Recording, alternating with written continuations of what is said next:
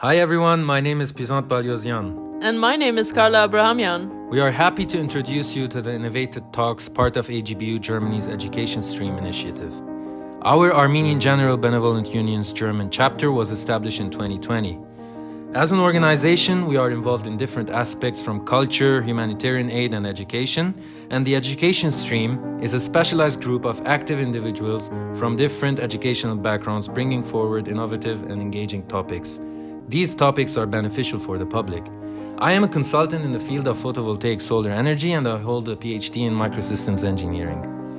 And I'm a research scientist in cardiovascular sciences, and I did my PhD in molecular pharmacology. Welcome to InnovatEd Talks. We will be hosting experts in the education field from leading global organizations, and we would like to discuss innovative education and career orientation topics that would address current opportunities and challenges in education globally. You can follow us on our social media network on Instagram, Facebook, and YouTube, found in the description below. Hello everyone, greetings from Munich. Welcome to our InnovatEd Talks by the Education Stream of AGBU Germany. I'm Puzant Baliozian. And I'm Carla Abrahamian. So today we are very honored to have our first speaker, Suzanna Shamakhyan from the Foundation of Armenian Science and Technology. Suzanna, you are the Vice President of Strategic Programming at FAST and an Associate Professor at the American University of Armenia. You have been active in the education field in Armenia, facilitating partnerships with institutions from over 40 countries, implementing 25 major projects that foster global collaboration. You are the founding president of the European Youth Parliament in Armenia, creating a platform for over 10,000 young Armenians to become active participants in society, fostering dialogue, leadership skills, and civic responsibility. So personally, we have known each other since 2021 as I joined the Next Gen Council, the FAST Foundation, and we've been working together ever since. Yes, thank you for having me. A pleasure to support your platform. Yeah, the first time I heard about FAST, actually, I was a research scientist working on my PhD topic, and I was very interested to see that there is such an important initiative going on in Armenia, seeing the vision and the impact being planned with lots of known faces from our Armenian community taking part in this. Could you tell us a bit about FAST from your perspective about the programs and the initiatives? Sure. So FAST is a nonprofit private foundation. It was indeed created by some influential diaspora in Armenia, such as Ruben Vartanyan, Barafan, Artur Alavertian, and a couple of other foundations like IGBU.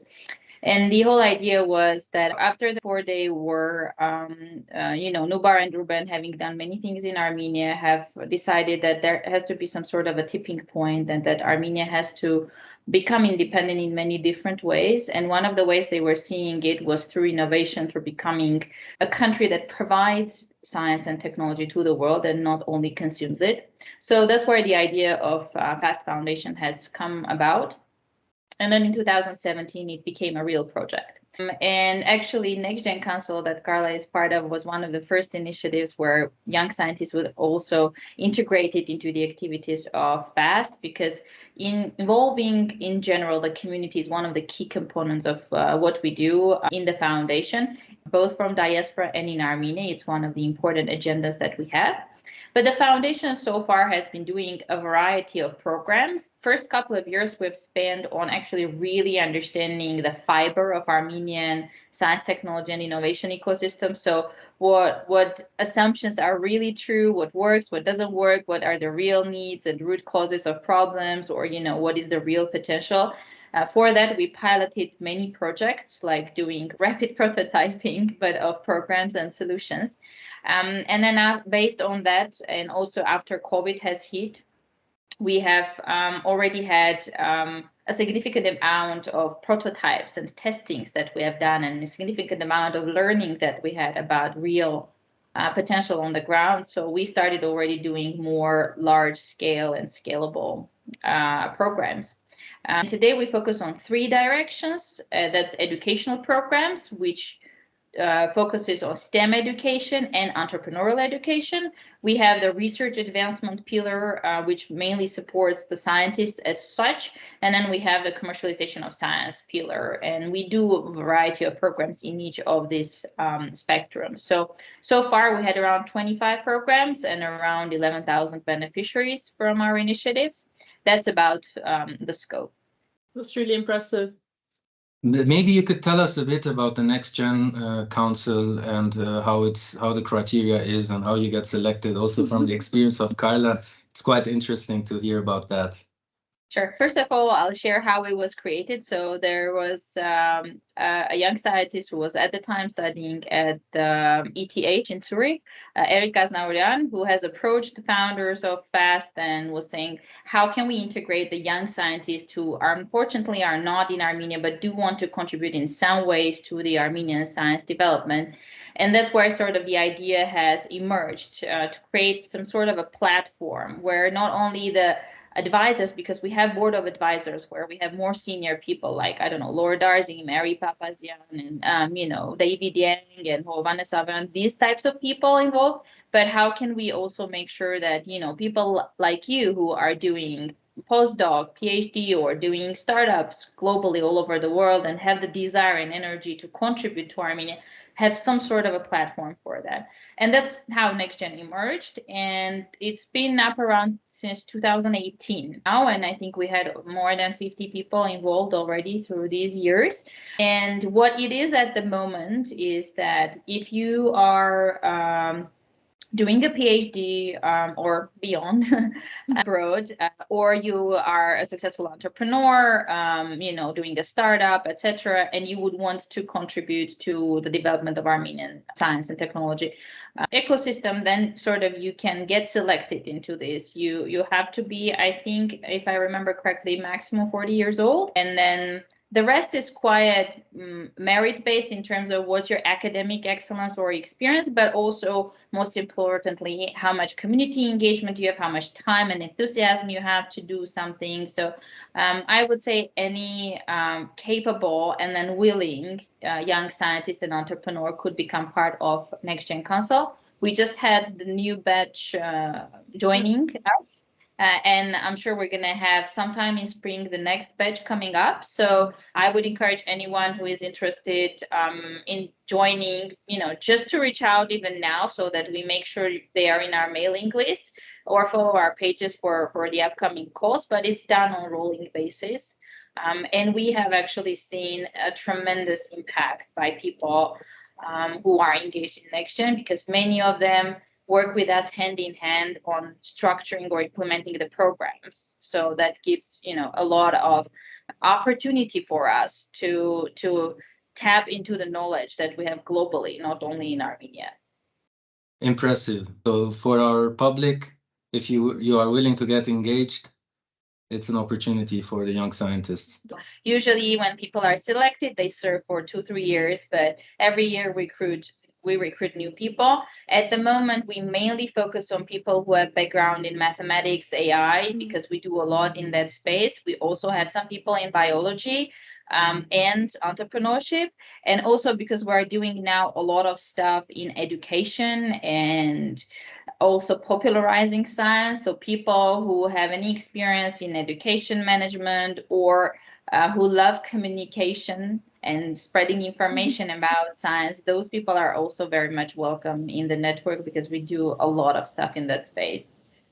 Yeah, on that note, then we we tell the audience about the different programs that FAST has and the different structures and how you foster the science and innovation in Armenia, and in hopes that one of our listeners would be encouraged to also join one of the programs or contribute to in different ways.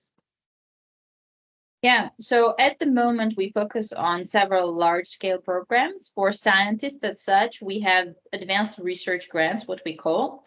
It's a framework where we involve a principal investigator from abroad. This can be either a diasporan Armenian or a foreigner, so we have both types.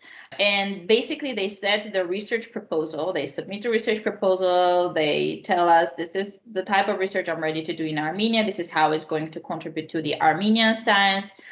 development, and this is how it is relevant on the global sort of scale as well. And then once we approve that, we then help the PI recruit a research team on the ground. So it's a bit of a specific framework because usually the research teams apply as already formed teams. But here we try to actually do some bridging and matchmaking for the diasporan scientists with the local scientists. We do have PIs who have had experience with the Armenian scientists, so many of them do recommend their own sort of candidates.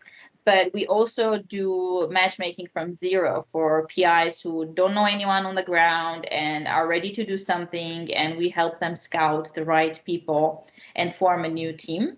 We provide funding for up to 4 years, and today we have 9 ongoing projects with around 60 scientists involved. And that's actually a quite big number because in terms of active researchers on the ground who do publications peer-reviewed journals or who really do something on international level, we only have around 400 people in STEM fields. So that's not a big number for a country. And, you know, contributing and funding 60 people is at the moment a significant amount of people of that number proportionally. Obviously, this is nothing close to having a country that has a robust science ecosystem. But already in the last 3 years, as we are funding the scientists with this framework, we already see cultural changes on the ground on how science is being done. And this is to speak about that really big potential of having change on the ground much faster than maybe other countries would be able to do, just because the community is small and it's faster and easier to make that positive change. Today, we see that this model is also replicated by the government. Since last year, they are funding remote PI grants. The main difference is that our funding is bigger than theirs, and they also expect the teams to be already formed because they can't do the matchmaking. They don't have the flexibility to do the matchmaking as we do.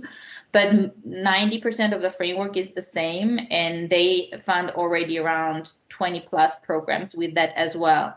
And I'm sure with this volume of sort of funding and collaboration in 3-4 years, we're going to see significant change of landscape due to these types of frameworks. So that's one core thing we do for scientists at the moment. Maybe could you please tell us a bit about the collaboration with the research institutes and the universities on ground? And we can compare it a bit to the German way of industry collaborating with research institutes and universities. Is it also what you are doing in FAST? And how deep are you going into these collaborations? Sure.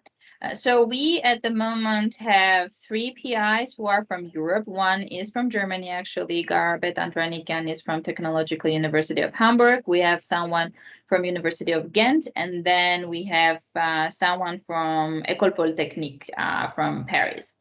The others 5 are from USA, and one is from Chile. The topics are quite broad, so we both have theoretical science oriented programs and applied. So those who are doing theory, obviously we don't intervene in any way aside from just making sure that they have everything and the right people are involved. In the applied programs, it's different because depending on where they are in terms of the advancement of their science, if they're closer to the technology transfer component or collaboration to the industry, then we support that activity as well. So we have, for example, a project that we are now in negotiations with a big company, solar panel industry company here, trying to see whether any of the outputs this team has can be useful for real life products that they're doing. With SolarOn, probably, right? With the manufacturer of the solar panel company, which I have been active with together. Yeah, it's a pretty growing market, and last 5 to 8 years have seen a lot of advancement in Armenia. The group that is working at YSU is doing amazing work, helping monitor through computer vision technologies the damages on the solar panels and these types of things, and they can be very practical in terms of real life application. But we also, for example, Garabet's program that is in microbiology, They already themselves have really good ties with the wine industry and cheese industry partners because they do stuff related to waste management and circular bioeconomy, where Garo is one of the leading scientists in the world. So they try to take the samples from the industry and test things. So it depends very much on the program, and it both requires a proactivity from the PI, leadership from the PI and the team, but also we are there to come from this end as well and say, we have this and that partner, they might be useful to you. Would you want us to do the bridging and these types of things? So we try to keep it both ways. As you can hear from what I share, we are not just a passive funding agency, which would be much easier on our team, but it would be less productive on the quality in reality. We also learn as we go and explore more deeper problems and challenges that the scientists face on day to day and try to adapt the framework on the go as well, just to make sure that, we can help obtain the research output that we want collectively. So we try to be agile as well, as much as possible. And whatever we can't accommodate within this framework, we take note of it, as always, for new frameworks to come in the future. Actually, there are also evaluation committees for these projects, which I'm also part of for the drug discovery, for example. And in the different fields, if you are also an expert, for example, you would like to be part of this committee, you could also apply for this at the FAST Foundation. Yeah. For quality assurance is an extremely important thing for us. So we have independent evaluation committees for everything. And on annual basis, each project also gets evaluated. And we try to have a balance of senior and mid-career scientists in the evaluation committees. We actually have, at the moment, a couple of committees that are in the process of formation. So if there will be people who would want to volunteer, we're happy to involve them in our evaluation committees, and we have them every year for each project in different seasons. So some of them are in winter, some of them are in summer. But yes, for us, involving our diaspora scientists in these selection committees are extremely important because we want to make sure that these research projects are not only something that are better from what we were doing in Armenia yesterday, but they are actually really competitive on the international market, because otherwise it doesn't make sense to do this at all. And they actually are. I have to, looking over the proposals, I can say it's really top-notch science. And the number of computational biologists that we have in Armenia is insane compared to compared to other countries, because I guess we have also a problem for the wet lab and materials and reagents being delivered. Therefore, the focus has shifted more towards the computational or bioinformatics, that is. So there are also other partners of yours, or I don't know if maybe they also emerge from FAST, such as the Novo Sciences and members from the Next Gen Council who became kind of PIs in Armenian Bioinformatics Institute, such as Lilith Nersesyan. And yeah. Yeah, that's true. So computational biology and chemistry have been emerging in Armenia last several years. And indeed, there have been some catalysts of this process, Lilith Nersesyan, one of them. And many Next-Gen Council members actually do a lot of impactful stuff. So Hrant Khachadjian is doing amazing stuff in space of AI. Tigran Shahavaryan, who is now leading the Gitush movement, is also our Next-Gen Council member, and many, many other. The bioinformatics part indeed has a big potential for Armenia, because we do have a lot of people who know biology, and the lab work is quite challenging on the ground. So retraining them or training them to know also the computational component of it actually offers a lot of opportunities. And we are funding a couple of initiatives in that space as well. But we also actually try to facilitate the lab work component as well. So two things that we do.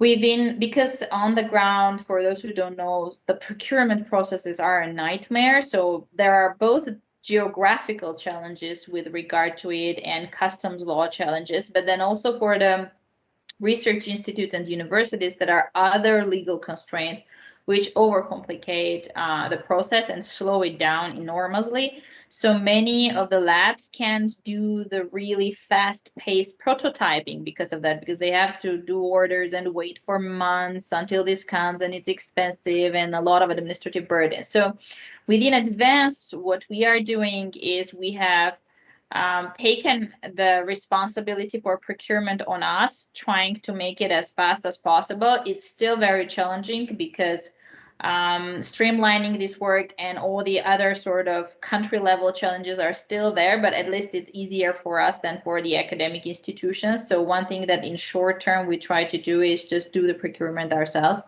to speed things up. Second, we are in talkings with the government to see and understand how potential changes to legislation could be done, at least for the academic institutions and research activities, to try to make this process at least faster and easier, if not cheaper, because the slower this takes, the more behind we fall in terms of the research findings, because everyone is doing this really fast. And one of the things we also explored as we go was that there is not a single wet lab that would have at least, basic equipment necessary for doing the experimentation. So we have just a couple of weeks ago officially opened the Beyond Biotech Prototyping Lab. Congratulations, that was a great news, and we were following it with excitement. Thank you. Yes, it's been a very challenging and long road, honestly, to open it. It took us almost 2.5, 3 years, which is bizarre. And it also involved many of the challenges with procurement and making sure that international standards of lab facility is kept, etc. But finally, we are there, and we just opened it. It's in the city center, placed at the moment in the Agrarian University. It has a logic of open lab, and the idea is that any startup or any research team doing anything with regards to microbiology and some chemistry as well can come and use this as a shared collab space. It also offers an opportunity to do some training for people, and this is also very important because, for example, we don't have any training for technicians in the country, and we don't have really good technicians on the ground. So this lab can be used for training technicians or teaching the junior scientists on how to do the basic manipulations, how to use an HPLC, etc., etc. So there are several ways that, for example, from abroad, our diasporan scientists can use and leverage this opportunity. One would be obviously if you have a startup or research that needs, quick lab services, quick, cheap, high quality lab services, then this could be potentially sort of outsourced to the Beyond team, that they could do some of the research, and then if things work, then they could take it already to the more expensive paid certified laboratories until Beyond also gets certified itself, which is a bit of a timely process. Second thing would be to come and do trainings actually and workshops at the lab on anything. There's a lot of things that could be done. The list of equipment is on our website, and people can go and have a look at what type of activities could be done in the lab, and then some trainings could be done, which would be of high value, I think, to the local ecosystem. And then the third obviously would be just to become a resident. So if they have a team and they would want to have access to collab in biotech, then this is something that they could do. Obviously, donations always are welcome as well for these types of initiatives, but that would be a default for anything that we do. Here, we also actually have an opportunity of donating equipment. Many of the equipment we have here were donated generously by our big Armenian biotech community from diaspora, which is a big force because, many of these peoples and labs revamp their equipment on annual basis. For Armenia, even a 2-3-year-old equipment could work perfectly, for the research we're doing here. So donating equipment could also be something that could be facilitated. So best of luck. I hope it's a start of a great research work there. Maybe we could also then talk about something on another level, which FAS is really involved in machine learning programs. So you have the Generation AI program. Maybe you could tell us a little bit about that. Sure.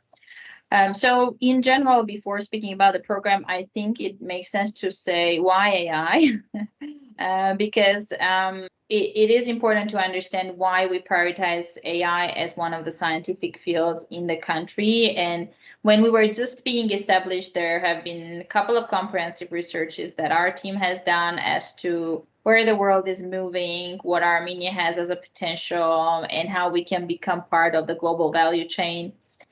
Years later, we also had our great colleagues from World Bank doing a really good overview of Armenia's tech potential, where they also revealed various fields. And there are a couple of international reports that Armenia has a chance to compete in a range of 8-9 fields.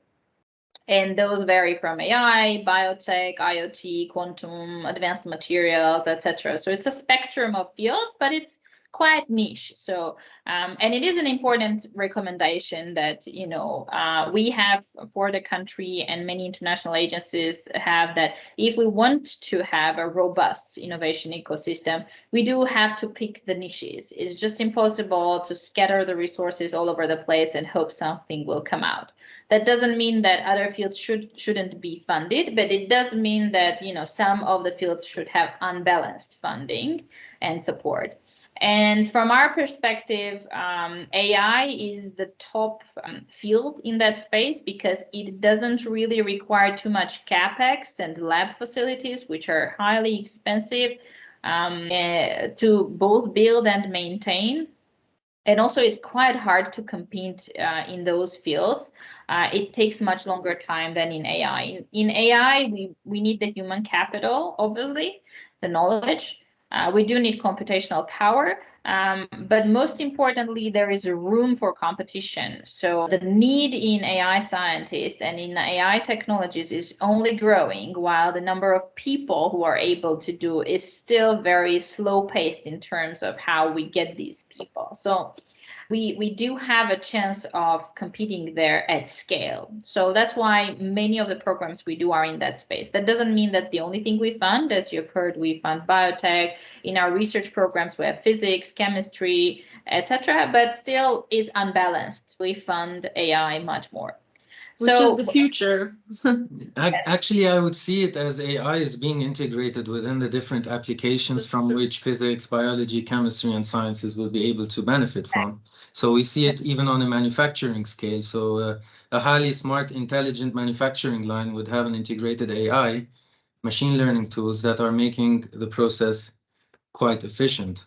And I think it's definitely a top priority for FAST, and it's definitely also for us as scientists working in the field. AI is the present and the future. It's not only a futuristic topic, but as well something that is being already done. True. And what you mentioned is extremely important. It is a platform technology. It can be integrated in anything from automating simple business processes to drug discovery. And we do fund, for example, research projects where they use AI for drug discovery. And it is very important to understand that this is not about just the buzzword. And we have been talking about AI way before it became such a hype topic.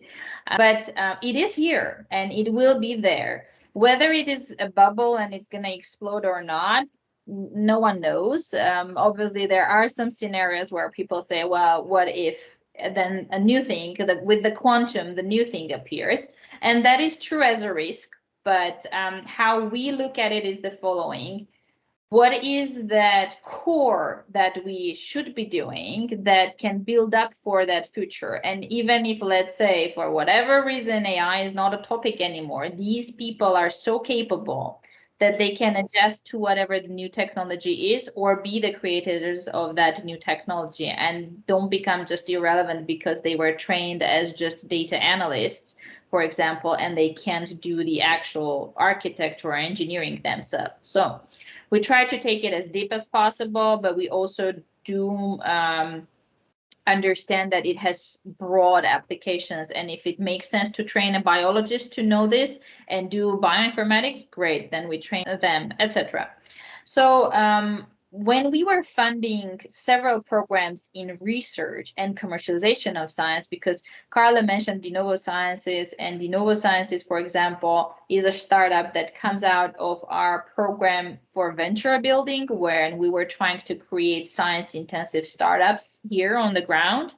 And we had data scientists and biologists come together, and they together then in the end ended up building the de novo sciences as a startup, which is now a fully independent, spun off, quite successful startup coming out of that. But when we were doing cycles of research grants and also venture building programs, we realized that we don't have enough capable PhD students and even master students with mathematics background, not to say even with a focus on AI, whom we can use to do scalable research activities and commercialization activities in Armenia. So first several years, we have absorbed most people, or they are already absorbed by other initiatives. So if we want to produce, I don't know, 30 startups next year, we just don't have enough people for that.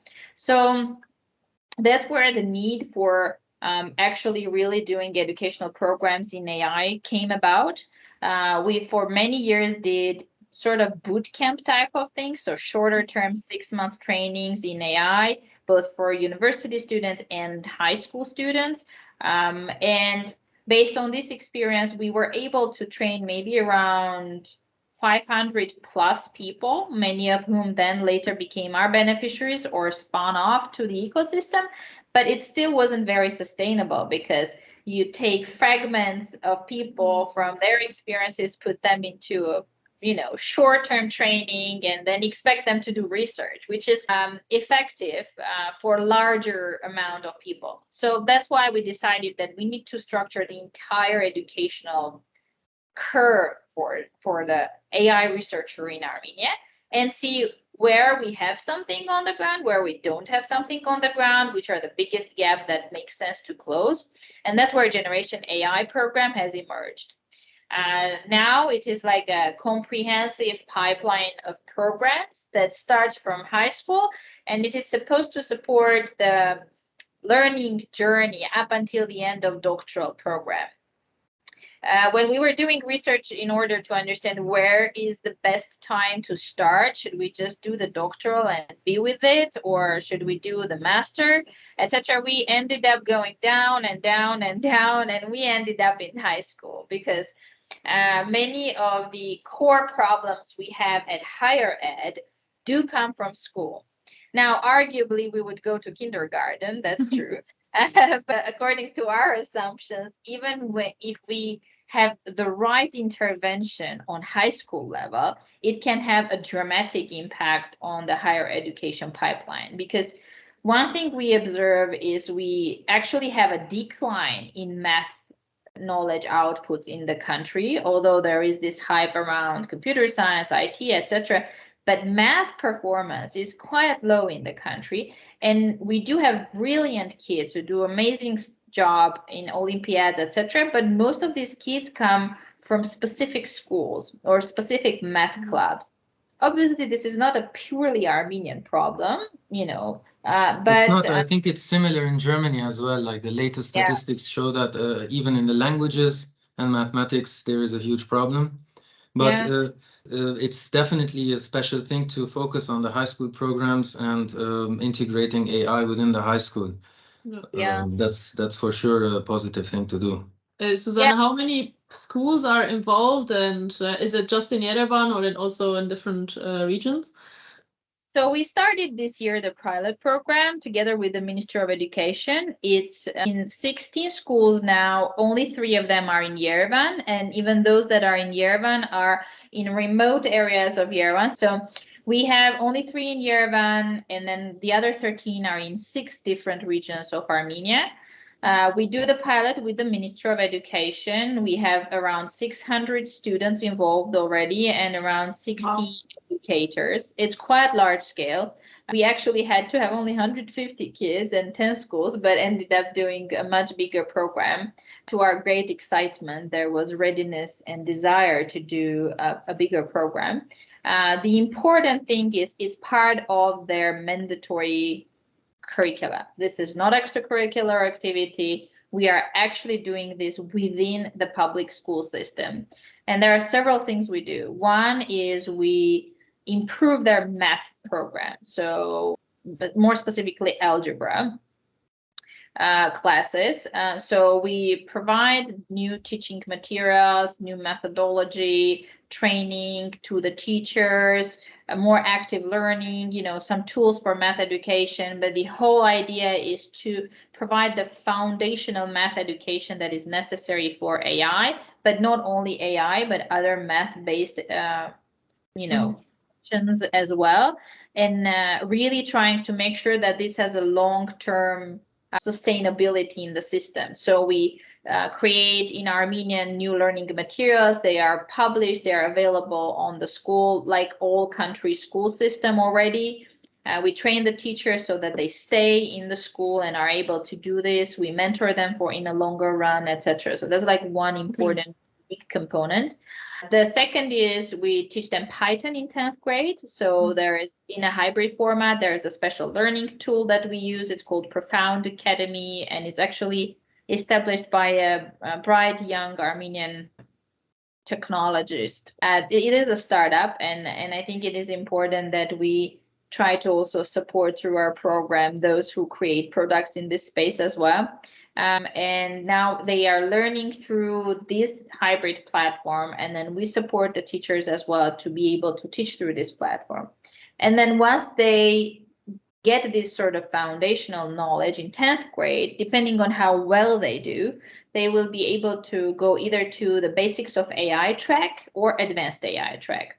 Advanced AI will be a sort of like a college level training program. So it is quite advanced, and it will be for a smaller amount of kids. But we do see that we have those types of kids in the school. So if they can learn faster, we want to make sure they do learn faster. In the end, they will be doing like a mini R&D project. So a real project in the end of their school journey. And they will be able to transfer their credits to the university, because many of the things they will learn will be actually university level.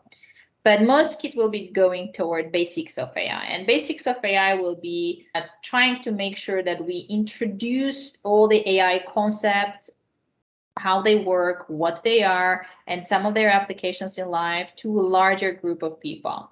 Obviously, through this, we hope that some of them will get inspired, and in higher education, they would want to come toward this direction. But then secondly, we think that this knowledge will be highly useful also for those who choose engineering, cybersecurity, physics, biology. So we hope that this knowledge will also boost other STEM fields and potentially other fields as well, like economics, finances, through this knowledge as well. So that's the hard knowledge that we provide. And then also, most excitingly, we also do a lot of career orientation and soft components for these kids, because many of them have zero idea of the professions out there and real life opportunities. And that's where like people like you could be truly inspiring for them, because one of the things we will be doing a lot starting from next year already is doing a lot of guest lectures, workshops, camps, and master classes and these types of things, so that they hear real stories, they know real opportunities out there, how you can use AI in this and that, and how is it to be a scientist, how is it to be a founder of a startup, how is it to be just working in the industry, so that they have a better feel and they have potential mentors in people like you, and they do more conscious choices in longer run. And it is extremely important, because unfortunately we see that many people do choices of career just to see what is the fastest way they can get economic independence. And you can't blame them, nor neither their families, because there are socioeconomical challenges. But what we see in IT sector a lot, and other sectors as well, is that now people opt for really short-term training in hopes that the education is irrelevant anymore, and I'm going to go and earn my couple of bucks and everything is going to be fine. But then at some point they hit a wall because their knowledge is not enough for them to even earn more, not to say succeed and create something. So what we really want to show them is if you invest more in your education, even socioeconomically, you're going to be able to achieve much, much more than you will do with short-term planning. But obviously, we hope that we can nudge and provide opportunity for much more kids to create something and not just to work and do and exist. So I think involving your community in mentoring these kids, meeting these kids, and just visiting them would be an amazing inspiration for them. So we'd be happy to. Definitely. I think one of our aims as well when we created the education and career orientation stream was to focus on that aspect, actually, to focus on these people who are these kids, these young professionals who are willing to know more about different opportunities and probably creating good networks, good connections with role models within their respective fields and getting to know much more about different aspects as well. Yeah, I think one of the beautiful things about Generation AI, where we really put a lot of energy, is we try to build this as a partnership platform. So we know that this can't be achieved by one entity or one governmental agency. This is something where we have to consolidate as much resources as possible. So we do have already like maybe 20 plus partners involved. We have task forces. So people, for example, if you have people who are in AI and mathematics, they can become part of our task forces and provide feedback to the content that we create and these types of things. But also we try to help to structure this in such a way that this is a platform for other things to be built on it. Yes. So, for example, if someone is doing robotics or cybersecurity, they would be able to come and do parallel modules based on what we do. Or if there is someone who is doing software components like business skill development or career orientation or these types of things, then we would be able to provide this platform for them to do these types of things and provide more opportunities to these kids, because every entity can do that much. And some entities target 100 people, some entities target 1,000 people. But if we sort of try to bring that all together, then we could, impact hundreds and thousands of people. And that's exactly what we're trying to do. So even if, let's say, someone in the network has something that has nothing to do with AI, but could be really beneficial to these kids, let's say entrepreneurial education, also could be considered how to integrate and provide this opportunity for these kids and schools and communities. Science and technology in Armenia requires a collective effort from many entities, and I think FAST is one of the leading entities doing that job, and definitely this type of cooperation and collaboration has to take place. So if you're a young professional hearing this talk, maybe you would be inspired to also look on the website what kind of opportunities there are, how you can contribute. And even if you are not a scientist, perhaps very quickly we talk about the STAN program, the STAN Angel. So if you're an entrepreneur, you would like to contribute more financially to FAST, this is also a possibility. So if we could just mention quickly some criteria or how what are the benefits for the investors and so on. Sure.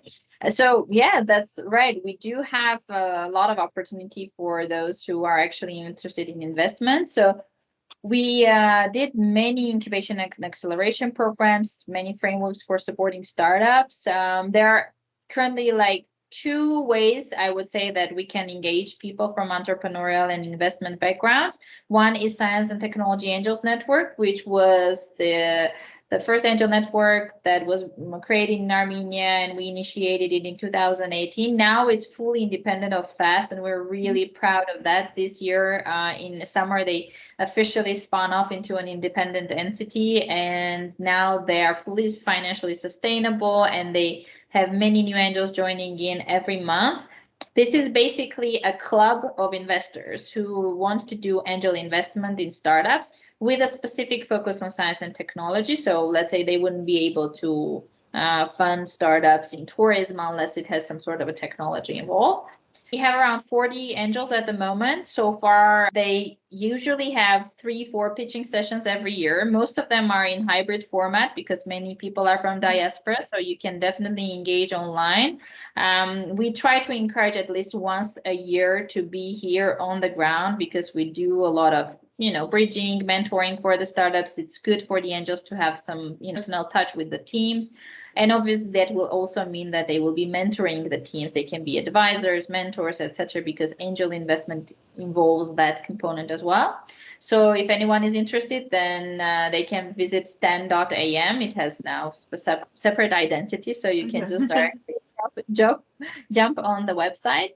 And then second thing, which I'm excited to actually share, we are starting is a new initiative. It's called Women Innovators.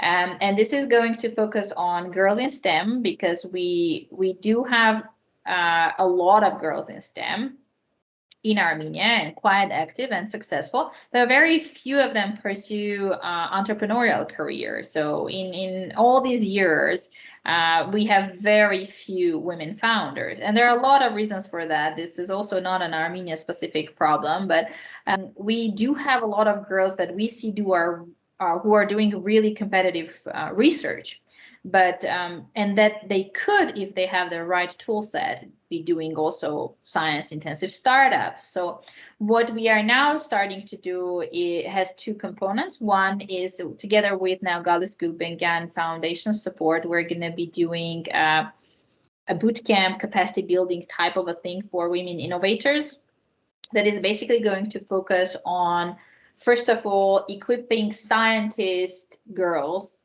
with the basic understanding of how commercialization of science works. And then second most important thing, why should they be interested in it? And, why would they pursue something in that space? Because we do have a lot of stigma around entrepreneurship in science community, like, well, it's not serious to be doing business. The scientist is a scientist, those types of things. So we really will need to do some mindset shifting with the program as well. But we have been doing that, and we see it really works if you have like a consistent funnel. So we are early next year, we will be running the program for women scientists on the ground. We will be recruiting actually mentors and coaches for the program. So any volunteers are obviously welcome as well. We will be starting this process early next year. And then after that, hopefully this is going to also lead us into a venture building program where we're actually going to help these girls build startups and then, be beneficiaries of STAN and other investment vehicles. But at the moment, we really try to do more of the mindset shifting and capacity building component, and I think they will flow by themselves. From our experience, if you know where to start and where to go, people usually leverage it. It's that first sort of ABCs that you have to really show and then support them on their first steps, and then usually they become really proactive, and it refers to both women and men. Picking up on the where to go, maybe we can talk about the future as well. So how do you assess the impact of FAST, and how do you see the progress towards the future? How is the vision being accomplished? What is like your measurement tool to define if it's getting This successful? Is the scientist in Puzant asking this question. Tricky, deep questions. No, this is actually one of the questions I really do appreciate, because at my team, so mainly this strategic and impact measurement components is led within my team. We actually do focus a lot on this nerdy stuff. And impact assessment is a very complicated world, but we have an entire system put around it. It's called impact measurements management system, and we have an entire set of like catalog of indicators, and those involve indicators from Global Innovation Index, AI Index, some macroeconomical things. So we have sort of created a catalog of most applicable and important indicators that we have to impact in order to have a good and robust innovation ecosystem. And then we measure our programs versus those indicators. To what extent do we impact them? How deep do we go? How long term is the impact, or short term? Is it at scale or at depth, etc.? So there's like an entire internal system we put at measuring these things. To the vision, so the vision is to see Armenia in top innovation countries. That was the original version, and this is still the vision for the country. Obviously, when we were structuring things and we were talking about leapfrogging, the world and Armenia was in a completely different space. So we, even in GII, we were 58th, I think, when we were just established as a foundation. Now we're 86th, I think.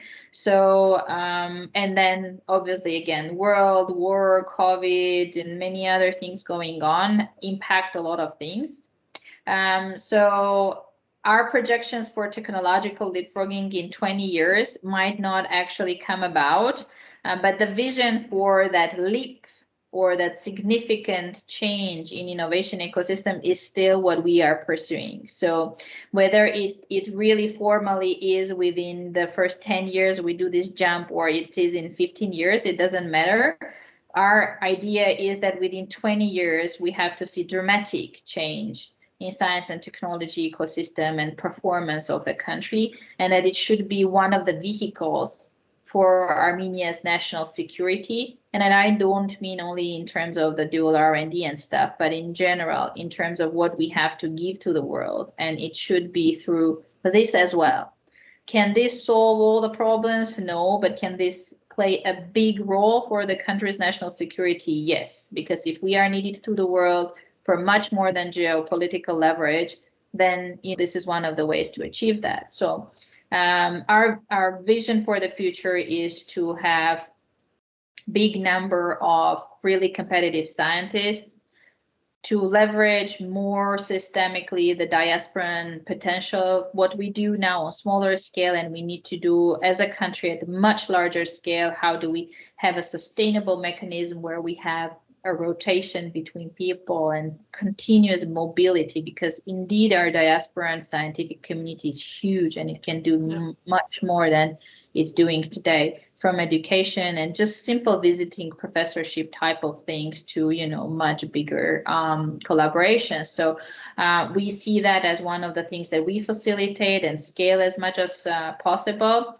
And then we also see that venture building and helping boost the R&D sector in Armenia could be one of the ways. But in order to reach there, we need to do much more in STEM education to be able to do that. So maybe the upcoming 8-10 years should really heavily focus on nurturing more talent, attracting more talent, sustaining all those relations, and then at some point, like a clock, it will start working and creating new ventures from Armenia.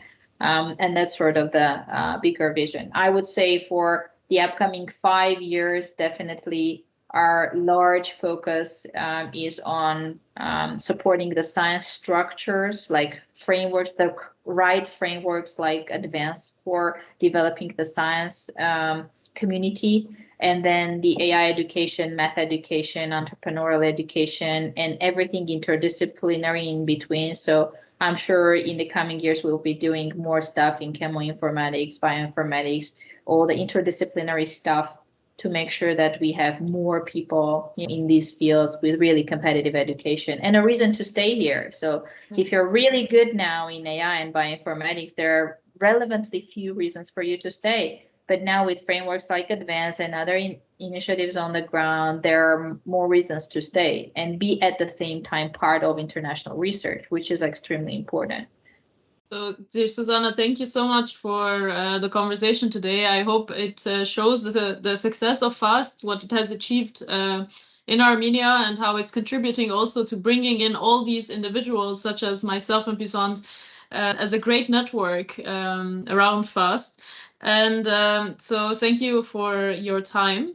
Yeah, from my side, thank you as well. It was a pleasure to have this conversation with you. We share definitely the vision of FAST. Yeah. We, as the education stream of AGBU Germany, we feel it. We want to take part in it. and I believe our audience will take part in it as well. So thank you very much for this discussion. Any final words you would like to share with our audience? Sure. Thank you for, first of all, providing this platform. I think this is very important. We do provide opportunity for more people to engage, and feel free to bombard us with suggestions. We'll make sure that we do respond to them. Obviously, we won't be able to do everything, but I'm sure many things we will be able to do together. And we will be also doing series of things in Europe next year. So maybe we'll have a good reason to also do something in Germany on spot as well. In Munich, in Frankfurt, or Berlin, anywhere in Germany.